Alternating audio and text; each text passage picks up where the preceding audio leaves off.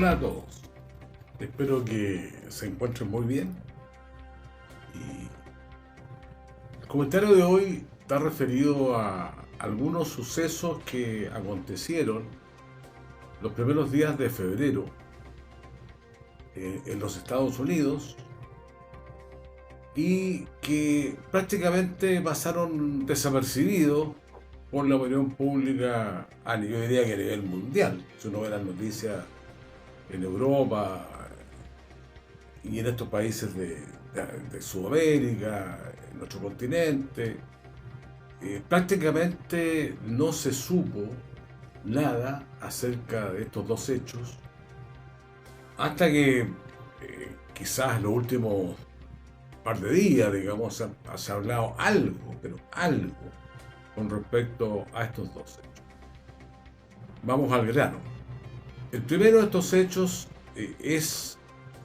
ocurre en el estado de Ohio, en una pequeña ciudad que se llama Little Palestine, y ocurre cuando un tren de carga que llevaba 100 vagones se descarrila, según la información que se conoce, que presentaba ya fallas como 30 kilómetros antes de este accidente. Este tren se descarrila y provoca un desastre atmosférico, ambiental, mejor dicho, no atmosférico, un desastre ambiental de proporciones. Porque 20 o 30 vagones de este tren de carga contenían unos productos químicos, entre ellos cloruro de vinilo. No soy especialista en el tema, ustedes comprenderán, pero bueno, eso es lo que se sabe, que es altamente tóxico y que en cantidades muy importantes puede llegar a provocar la muerte. Imagínense, esto ocurre el 4 de febrero de este año. Y han pasado 2 semanas prácticamente, donde la prensa guarda un respetuoso silencio con respecto al tema. Se dice por ahí que ya ocurrió ese hecho y que los habitantes de esta localidad,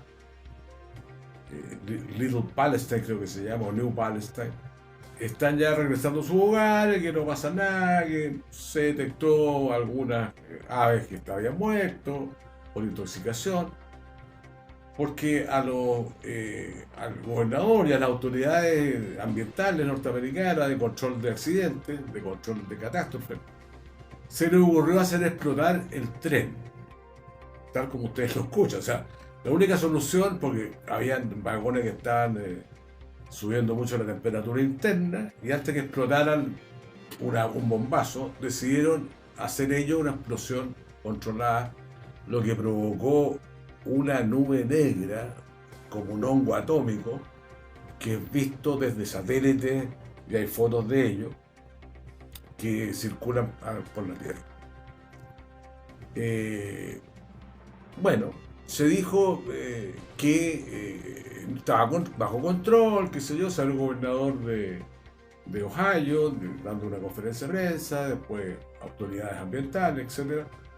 Y prácticamente pasó, como decimos nosotros en Chile, pasó piola. A algunos amigos le mandé algún video, 2 semanas después me decían, bueno, ¿y cuándo ocurrió eso? Y si no, aquí no salió nada. Estados Unidos, que tiene tradición de medios de comunicación independientes o de oposición al gobierno, la cadena conservadora Fox le ha dado día tras día al tema por el pésimo manejo que se tuvo y que todavía no se sabe qué consecuencias va a tener. Y ellos denominan este accidente como una pequeña Chernóbil, por las consecuencias que puede tener a más largo plazo. O sea, puede ser que esta nube tóxica, cuyos residuos están cayendo a 20, 30 kilómetros de distancia, 40 kilómetros de distancia, todavía pueden tener consecuencias para los seres humanos, porque este cloruro de vinilo se ha dicho que, digamos, puede causar cánceres de diferentes tipos, pulmón, cáncer cerebrales, cáncer de hígado, etcétera. Entonces, claro, no es un juego, no es una anécdota más. De hecho, los noticiarios chilenos, que están especializados en osos panda y en la boda de la princesa Juana, si la princesa Meghan va a ir o no va a ir, o los duques de Suffolk, o como se llamen, van a ir a la asunción del el rey Carlos III. Esa es la preocupación máxima de nuestras noticias, porque no olvidemos que nosotros somos también ingleses. Entonces nos interesa lo que pasa con la monarquía inglesa y con la realeza, en general la realeza europea. Es del ámbito nuestro de competencia. Nos interesa a todos los chilenos, nos interesa. En segundo lugar, por la fecha, más o menos en primeros días de febrero, se da a conocer un informe, una investigación que realiza un laureado periodista de vasta trayectoria en Estados Unidos, que se llama Seymour Hersh, señalando que los atentados contra los gasoductos que unen, o que unían, mejor dicho, Rusia con Alemania, los atentados que destruyeron esos gasoductos, ese acto terrorista, lo cometieron los norteamericanos. Lo hizo un periodista ganador del premio Pulitzer en los años 70, por la cobertura que hizo, la denuncia que hizo de la matanza que hubo en Vietnam de una pequeña aldea que se llama My Lai, o My Lai, recuerdo que la pronuncia, donde murieron muchos inocentes por los bombardeos indiscriminados y los tiroteos y la masacre que hubo en esa aldea de Vietnam. La aldea de Vietnam del Norte, que fue arrasada, no quedó nada. Y que después, seguramente, después de publicado este informe que le ganó, digamos, lo premiaron, digamos, con el Pulitzer a este periodista Seymour Hersh por esa razón. Estos periodistas que trabajaban en New York Times, ha trabajado en las agencias de noticias Associated Press, United Press, en la revista New Yorker, tiene vastísima experiencia, es un hombre de edad, ya a esta altura, pero sigue trabajando y denunciando las cosas que no le parecen. Entonces, estos dos hechos, tren de Ohio, la denuncia de que los norteamericanos, las personas de la CIA, Estados Unidos, en colaboración con los ingleses y con los noruegos, habían sido los responsables de la voladura de estos dos gasoductos en aguas del mar Báltico, que colinda con Dinamarca, con Noruega, con Suecia, etc.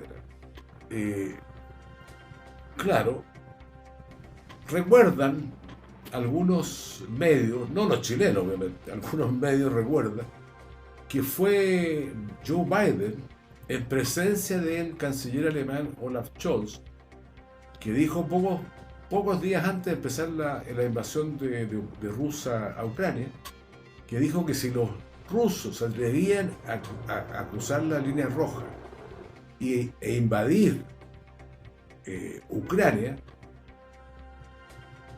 él personalmente afirmaba que el Nord Stream 2, el segundo gasoducto que está a punto de funcionar, iba a desaparecer, lo iba a destruir. Y una periodista le pregunta, ¿y cómo lo van a hacer?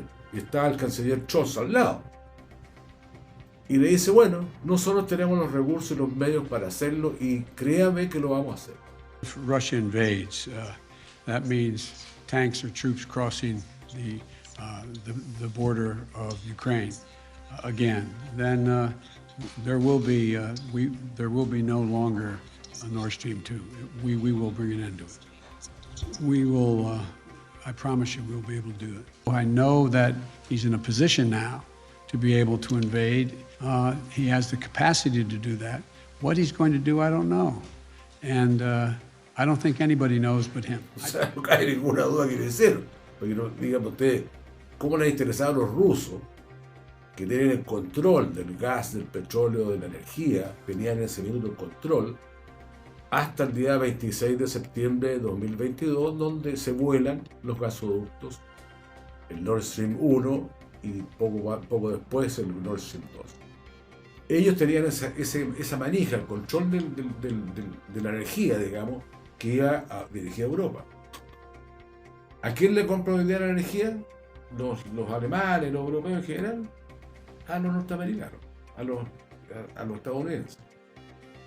Con el famoso gas natural licuado, que va en barco, que cuesta 50% más caro que el gas que venía por tuberías de Rusia. ¿Y quién ha tenido que pagar los costos? Los alemanes. ¿Y qué significa esta voladura en este territorio del mar Báltico? Es un acto de guerra. Y muchas veces, y mucha gente dice, bueno, lo que debería hacer Alemania, porque los rusos atacaron, o sea, los norteamericanos, los estadounidenses, atacaron, digamos, intereses de los alemanes, lo que deberían hacer a los alemanes es decir, no te compramos más gas. Por lo menos. Porque es un acto de guerra. Entonces deberían juntarse los famosos europeos y decir, bueno, este fue un ataque directo a nuestra economía, a nuestra política, a nuestra geopolítica, y por lo tanto nosotros primero romper relaciones con Estados Unidos. Obviamente que el nivel de vasallaje que están los europeos, quizás que le habrán prometido, porque ya es una cuestión increíble. Claro, ese nivel de vasallaje le impide que tomen una acción de fuerza o una acción de dignidad con respecto a Estados Unidos. Viene un vocero de la Cancillería hoy día ucraniano y se reúne con la prensa, los dueños de los medios de comunicación más importantes escritos, digamos, la Sociedad Interamericana de Prensa, etcétera, etcétera, y les dice que que Sudamérica Latinoamérica y los países tienen que mandarle armas a los ucranianos. ¿A pito de qué? Me pregunto yo. Bueno, son esas cosas que a uno se le paran los pelitos así, diciendo, bueno, ¿hasta cuándo nos van a mentir? ¿Hasta cuándo? Si no somos tangibles. No somos tangibles, en general. Entonces, en esa semana, la primera semana de febrero, surge lo que da el nombre a este capítulo, el condón de dinosaurio, el condón chino, que parece un condón de dinosaurio, el condón chino.